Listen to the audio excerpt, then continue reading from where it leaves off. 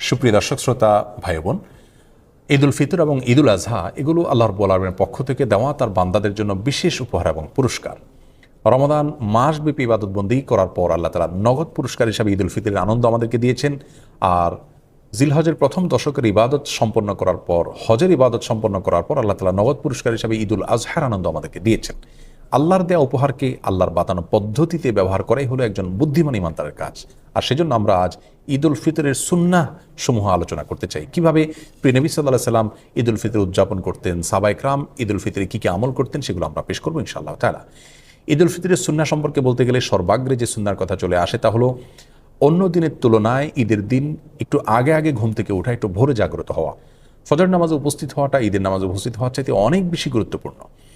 আর সেই সাথে ঈদগাহে একটু আগে আগে যাওয়া, এটি ঈদের দিনের প্রথম সুন্নাহ। দুঃখজনক হলেও সত্য যে আমাদের সমাজে বরং উল্টা চিত্র দেখা যায়। আমরা অন্য দিনের তুলনায় ঈদের দিন একটু দেরিতে ঘুম থেকে উঠে থাকি এবং ফজরের সময় অনেকে উপস্থিত হতে পারেন না। এর কারণ হলো চাঁদ রাতে আমরা দেরিতে ঘুমিয়ে থাকি। এই কালচার পরিবর্তন হওয়া উচিত। প্রথম সুন্নাহ হলো আগে আগে ঘুম থেকে ওঠা অন্য দিনের তুলনায় এবং ঈদগাহে আগে আগে যাওয়া। ঈদ উল ফিতরের দ্বিতীয় সুন্নাহ হলো খেজুর খেয়ে তারপরে মসজিদে আসা, অথবা মিষ্টি জাতীয় কিছু খেয়ে মসজিদে আসা যদি খেজুর না থাকে। তৃতীয় সুন্নাহ হলো গোসল করা, সেই সাথে সুগন্ধি ব্যবহার করা এবং মেসওয়াক করা। 4 নম্বর সুন্নাহ হলো যার যা পোশাক আশাক আছে তার মধ্যে থেকে উত্তম পোশাকটি পরিধান করা। নতুন পোশাক আবশ্যক নয়, সুন্নাহ নয়, তবে যা আছে তার মধ্যে থেকে উত্তম এবং তুলনামূলক ভালো পোশাকটি পরা ঈদের দিন, এটা হলো সুন্নাহ। 5 নম্বর সুন্নাহ হলো ঈদগাহে যাওয়ার সময় পায়ে হেঁটে যাওয়া, কোনো বাহন ব্যবহার না করা। যারা বৃদ্ধ বা অসুস্থ তাদের কথা ভিন্ন, সুস্থ স্বাভাবিক মানুষের জন্য বাহন ব্যবহার না করে পায়ে হেঁটে যাওয়াটাও সুন্নাহ। এতে ঈদের সৌন্দর্য বিকশিত হয় এবং প্রকাশিত হয়। 6 নম্বর সুন্নাহ হলো ঈদগাহে যাওয়ার সময় তাকবীর বলতে বলতে যাওয়া। আল্লাহু আকবার, আল্লাহু আকবার, লা ইলাহা ইল্লাল্লাহ, আল্লাহু আকবার, আল্লাহু আকবার, ওয়ালিল্লাহিল হামদ। এই তাকবীর পাঠ করতে করতে ঈদগাহে আসা সুন্নাত। গল্পগুজব করতে করতে আসা উচিত নয়। তাকবীর আমাদের মুখে থাকবে এবং আমরা ঈদগাহে যেতে থাকবো। 7 নম্বর সুন্নাহ হলো যেই পথ দিয়ে আমরা ঈদগাহে আসবো, বাসায় যাওয়ার সময় অন্য পথ ধরে আমরা যাব। বিকল্প পথ যদি না থাকে তাহলে রাস্তার যে পাশ দিয়ে আমরা এসেছি অন্য পাশ দিয়ে যাওয়ার চেষ্টা করব। 8 নম্বর সুন্নাহ হলো ঈদের দিন হাসি মুখে থাকার চেষ্টা করা যথাসম্ভব। কোনো কারণে মনে দুঃখ থাকলেও যথাসম্ভব হাসি খুশি থাকার চেষ্টা করতে হবে, সবার সাথে আনন্দ ঘনভাবে সময় কাটানোর চেষ্টা করতে হবে। এটা ঈদের গুরুত্বপূর্ণ একটি সুন্নাহ। ঈদের 9 নম্বর সুন্নাহ হলো যথাসম্ভব মসজিদে বা বদ্ধ জায়গায় ঈদের নামাজ না পড়ে উন্মুক্ত জায়গায় বা মাঠে ময়দানে ঈদের নামাজ পড়া উচিত এবং উত্তম সুন্নাহ। এতে ঈদের আনন্দ এর মধ্যে পূর্ণতা পায়। তবে কোনোভাবেই কোনো রাস্তাঘাট, পথ ইত্যাদি বন্ধ করে মানুষের দুর্ভোগ হয় এরকম পরিস্থিতি সৃষ্টি করে দখল করে সেরকম জায়গায় ঈদের নামাজ পড়া উচিত নয়। উন্মুক্ত জায়গা যদি পাওয়া যায়, কারোর জায়গা যদি কেউ পারমিশন দেন তাহলে সেই জায়গাতে হতে পারে, অথবা শহর অঞ্চলে যদি সেরকম কোনো জায়গা না থাকে তাহলে মসজিদেও ঈদের নামাজ হতে পারে। ঈদের 10 নম্বর এবং সর্বশেষ সুন্নাহ হলো একে অন্যকে শুভেচ্ছা জানানো ঈদ উপলক্ষে। সেটি সাক্ষাৎ হলে হতে পারে, বার্তাযোগে হতে পারে। সাহাবায়ে কেরাম একজনের সাথে অন্যজন সাক্ষাৎ হলে, যোগাযোগ হলে ঈদের দিন তারা শুভেচ্ছা জানাতেন এইভাবে, তাকাব্বালাল্লাহু মিন্না ওয়া মিনকুম সালিহাল আমাল। যার অর্থ হলো গোটা রমজান ব্যাপী আপনি এবং আমি যে সমস্ত নেকামল করেছি আল্লাহ তাআলা আমাদের উভয়ের নেকামলগুলোকে কবুল করে নিন। এই দোয়াটাকে সংক্ষেপে এভাবে বলা যেতে পারে, তাকাব্বালাল্লাহু মিন্না ওয়া মিনকুম, তাকাব্বালাল্লাহু মিন্না ওয়া মিনকুম। এভাবে আমরা একে অন্যকে ঈদের শুভেচ্ছা জানাবো। এটাকে বাংলায় আমরা বলতে পারি, আপনার এবং আমার সমস্ত নেকামলগুলো আল্লাহ তাআলা কবুল করুন। এই দোয়ামূলক শুভেচ্ছা ঈদ উপলক্ষে, ঈদ উল ফিতর উপলক্ষে আমরা একে অন্যকে পেশ করব। সেই সাথে ঈদ মুবারক যেটা আমরা বলে থাকি আমাদের সমাজে, সেটি বললেও কোনো অসুবিধা নেই। ঈদ মুবারকের অর্থ ভালো, অর্থাৎ আপনার ঈদ বরকতময় হোক। কিন্তু সুন্নাহ হলো সেটি যেটি সাহাবায়ে কেরাম থেকে বর্ণিত হয়েছে। আমরা দুটিকে সংযোগ করে বলতে পারি, কোনো অসুবিধা নেই। অবশ্যই সাহাবায়ে কেরামের শুভেচ্ছাটা আমরা ভুলব না। হাদিসে বর্ণিত শুভেচ্ছাটা আমরা একে অন্যকে জ্ঞাপন করবো, তাকাব্বালাল্লাহু মিন্না ওয়া মিনকুম। কিছু কাজকে ঈদের সুন্নাহ আমরা মনে করি, অথচ সেগুলো ঈদের সুন্নাহ নয়। যেমন অনেকে মনে করেন ঈদের দিন কবর জিয়ারত করা সুন্নাহ। হ্যাঁ, ঈদের দিন যদি কারো সুযোগ হয় তিনি অবশ্যই মা বাবা কবর জিয়ারত করবেন, কোনো অসুবিধা নেই, ভালো। কিন্তু এটাকে ঈদের সুন্নাহ মনে করে করবেন না। অনেকেই ঈদগাহে ঈদের নামাজের পরে কাঁধে কাঁধ মেলানোটাকে সুন্নত মনে করেন, সেটিও ভুল ধারণা। অনেকদিন পরে কারোর সাথে সাক্ষাৎ হয়েছে, সম্প্রীতি বা ভালোবাসা প্রকাশের জন্য আপনি কাঁধে কাঁধ মেলালেন, সেটি করা যেতে পারে, কিন্তু ঈদের সুন্নাহ মনে করে সেটি করা উচিত হবে না। সেই সাথে অনেকে মনে করেন যে ঈদের দিন নতুন পোশাক পরা সুন্নাহ, সেটিও ভুল ধারণা। যা আছে তোমাদের থেকে উত্তম পোশাকটা পরা সুন্নাহ, কিন্তু নতুন পোশাক হতে হবে এমনটি মোটেও আবশ্যক নয়। ঈদ উপলক্ষে অনেকে অনেক বেশি পাপের কাজে নিমজ্জিত হয়ে যান। বিশেষ করে যুব সমাজকে দেখা যায় যে ব্যান্ড পার্টি, বিভিন্ন রকমের মিউজিক অনুষ্ঠান ইত্যাদির মাধ্যমে তারা ঈদ পালন করে থাকেন। অনেক মা বোন আছেন যারা গোটা রমজান জুড়ে আল্লাহর ইবাদতবন্দি করেছেন, অথচ ঈদের সময় তারা পর্দার বিধানকে লঙ্ঘন করে তারা বিভিন্ন গায়রে মাহরাম ছেলেদের সাথে মিশছেন এবং বাহিরে তারা বিনা প্রয়োজনে ঘোরাফেরা করছেন। এই অসুস্থ সংস্কৃতি থেকে আমাদের বের হয়ে আসা উচিত। আল্লাহর দেয়া ঈদকে আল্লাহর বাতানো পদ্ধতিতে ব্যবহার করা উচিত। আল্লাহর অবাধ্যতায় আল্লাহর দেয়া ঈদকে যদি আমরা পালন করি তাহলে সেটি গুনাহের কারণ হবে। আল্লাহ তাআলা আমাদের সকলকে ঈদের সুন্নাহকে পালন করার তৌফিক দান করুন। ঈদের দিনের কিছু সুন্নাহ মাসনুন কিছু বিষয় নিয়ে আমরা কথা বলি।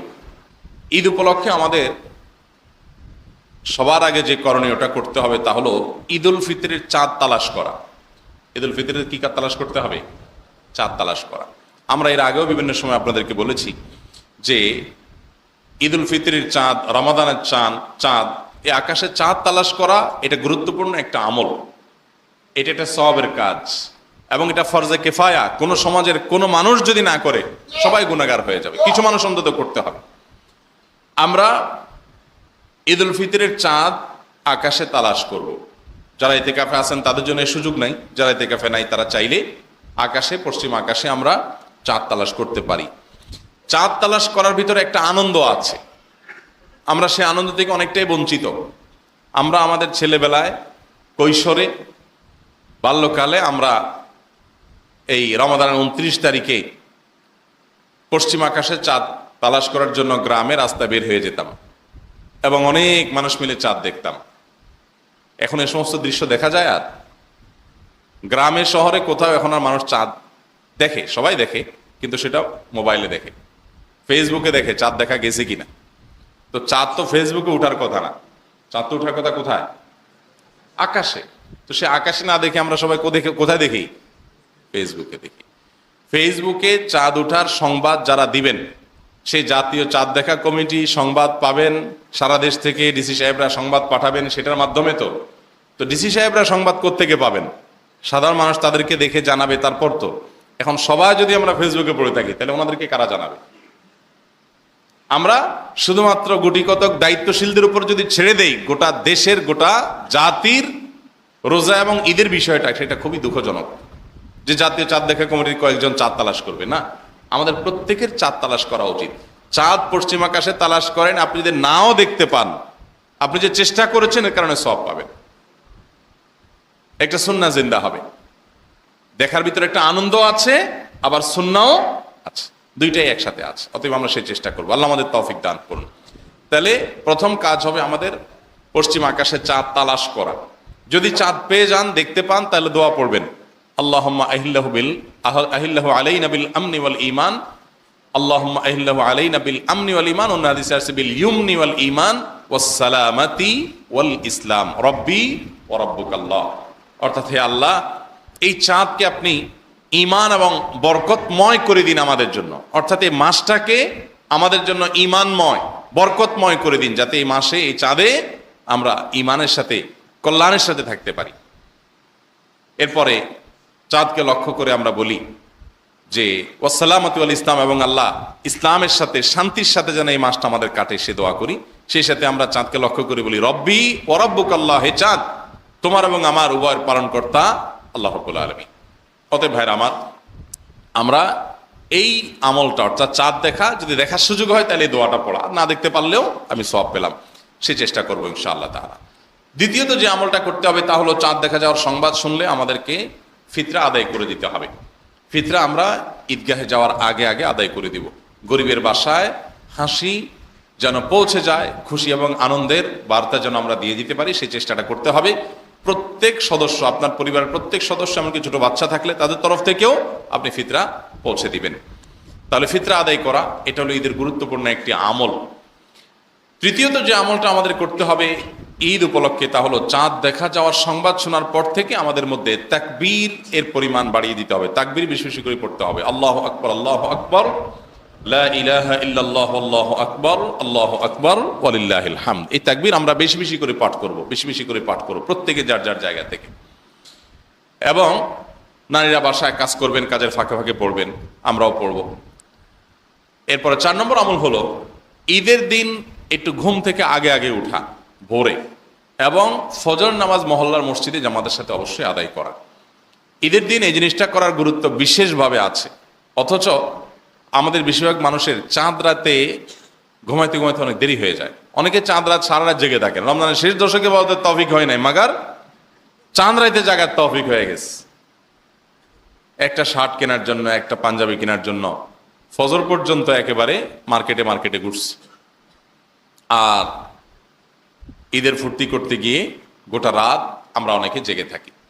তো জেগে থেকে ফজর নামাজ দেখা যায় অনেকের পড়াই হয় না। ফজর নামাজ অনেকে পড়তে পারেন না, কিন্তু ঈদের নামাজ পড়েন মাশাআল্লাহ। এটা হলো লুঙ্গি খুলে পাগড়ি পরার মতো আর কি। ফরজ বাদ দিয়ে সুন্নার খুব এহতেমাম ভাইরা আমার। এই জন্য ঈদের দিনের গুরুত্বপূর্ণ একটা বিষয় হলো ফজর নামাজ জামাতের সাথে পড়া। আমি তো ওই ভূমিপল্লীতে যতদিন ছিলাম অনেকগুলো ঈদ এখানে কাটিয়েছি আমি। আমার তো দৃশ্যগুলো মনে আছে। আপনারা যে যেখানে থাকেন না কেন আপনাদেরও ওই দৃশ্য মনে আসার কথা। আগামীকাল যদি ঈদ হয় তো একটু খেয়াল করে দেখেন ফজরের মুসল্লির সংখ্যা, গোটা 30 দিনে মুসল্লির সংখ্যা মসজিদে যা থাকে, ঈদের দিন ফজরে মুসল্লির সংখ্যা কি তা থাকে? ধারে কাছেও থাকে। যায় কই সব তোর গ্রামে যায় না। ঈদের নামাজে যে পরিমাণ মুসল্লি, ফজর নামাজে ওই পরিমাণ মুসল্লি থাকে, তাহলে মানুষ এগুলো ছিল কই? সব বাসায় নাক টানে ঘুমাইছে। কিসের ঈদ? লজ্জা হওয়া উচিত। আপনি ঈদগাহে আসছেন, আপনার ঈদগাহে আসার রাইট আছে। আপনার জন্য ঈদ, আপনি আজকে ফজর নামাজে পড়ান না জামাতের সাথে। ব্যাপারটা এরকম হয়ে গেল যে আপনার ডিউটির খবর নাই, বেতন নেওয়ার সময় হাজির। ঈদটা হলো পুরস্কার। ঈদটা হলো কি? আল্লাহর তরফ থেকে পুরস্কার। কিসের পুরস্কার? রমাদান জুড়ে ইবাদত বন্দেগী করেছেন, তার পুরস্কার হলো কি? ঈদ। আপনি কাজের খবর নাই, পুরস্কার নেওয়ার জন্য হাজির হয়ে গেছে। ফজর নামাজই পড়লেন না, আপনি ঈদগাহে এসে হাজির হয়ে গেছে। ভাইরা আমার, এই জন্য প্রতিজ্ঞা থাকা উচিত যে আমরা ঈদের ফজর অবশ্যই জামাতের সাথে মহল্লায় পড়বো এবং আগে আগে উঠবো ইনশাআল্লাহ। এরপরে আমল হলো ঈদের দিন আমরা একটু গোসল করব। গোসল করা, ফ্রেশ হওয়া, এটা ঈদগাহের সুন্নাহ। ইসলাম মানুষকে সামাজিক হতে বলে, সমাজের মানুষের অধিকার সম্পর্কে সচেতন হতে বলে। কেন ঈদের দিন গোসল করতে বলা হয়েছে? কেন? যাতে করে অনেক বড় গ্যাদারিং হবে, ঈদগাহে অনেক মানুষ আসবে, আপনার শরীরের আনফ্রেশনেসের কারণে বা আপনার শরীরের দুর্গন্ধের কারণে বা গোসল না করার কারণে আপনার ঘামের গন্ধে যদি কারো কষ্ট হয়, যাতে সেটা না হয়, আশেপাশে মানুষের যেন কোনো অসুবিধা না হয়, একটা পবিত্র একটা সুন্দর পরিবেশ